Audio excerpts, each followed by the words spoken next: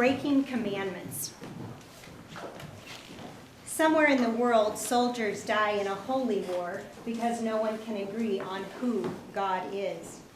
I guess God's commandment, thou shalt not kill, doesn't apply when you can't agree on the name of the author. Somewhere in the world, a prisoner dies by lethal injection. An eye for an eye may only prove that justice can be blind, but not forgiving.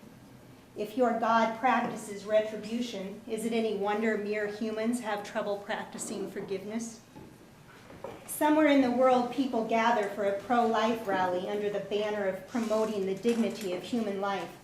They carry picket signs in gloved fists as they stride in well-heeled boots over bridges that double as roofs above the heads of the homeless families who live underneath the sound of their marching feet.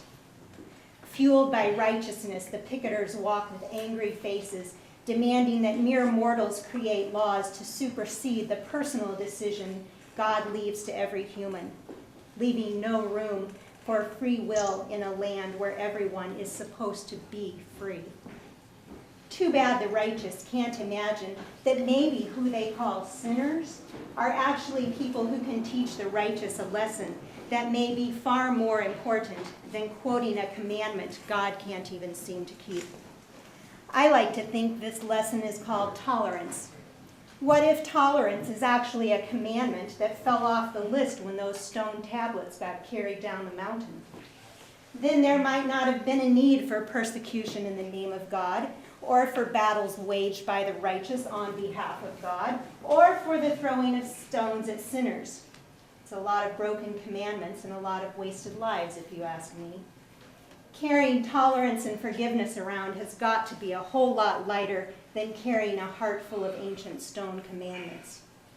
What's the point of being an unforgiving human if your God is going to be merciful in the end anyway? Jesus tried to teach people to pray, forgive us our trespasses as we forgive those who trespass against us. Good thing I'm a bona fide sinner. Otherwise, I might not have an ounce of forgiveness in me to give to someone else.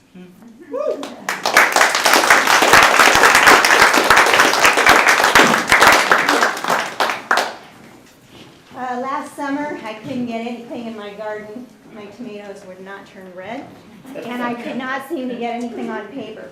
So, except for this. Summer garden. I look for them in the garden every morning and every evening. No words. No words yesterday. No words today. Only buds, a few bees, an occasional flower. I discover the tragedy of wilted leaves on a vine once full of possibility. Where are all the words I promised myself I would grow this summer? What trickster stole them from my garden soul, ransacked the pages of my thesaurus, chewed away at my emotions, wrenched my empathy from the soil, ate at the roots of my compassion?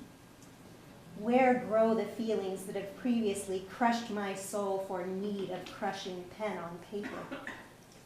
What happened during the pregnancy of summer to sap the strength of my once fertile mind?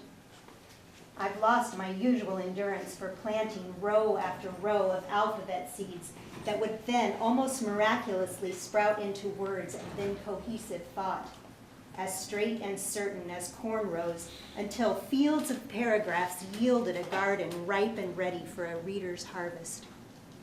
It's been a cool summer, sunny jags, intermittent rains, near perfect growing conditions for raising crops without too much effort. But few fruits are dropping from the vine, and even fewer are ripe enough to give way easily when my impatient fingers try to tug them from my mind. I suspect there will be no harvest until the heat of summer kisses what grows with a lingering blaze of sun-drenched lips, causing even the most unyielding tomatoes to instantly blush.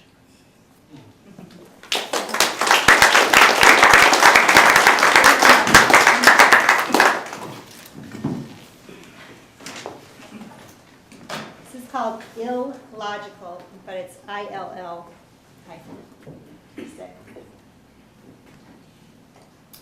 They say I should take a special pill every day of the month, which they manufactured, so I won't get pregnant from their sperm. When that doesn't work, they want to jam a diaphragm up inside of me and fill me with toxic jelly to kill the sperm they leave inside of me. When that doesn't work, they want me to get an implant or have an operation so I won't ever get pregnant again. That way they can jump me anytime they want and still leave their sperm in me without a second thought. So I spend my hard-earned money on pills and devices that are going to make me sick long after they've moved on to put their sperm in someone else. And when I get angry about it, they tell me I'm just having PMS or menopause, and a different pill or a different operation will control my hormones, calm me down, and make me feel more like myself. While I'm getting poorer, the doctors and the drug companies are getting rich. And I realized too late that even the government agency where I got the pills and the diaphragms for free had its hand in the pocket where I keep my tax money.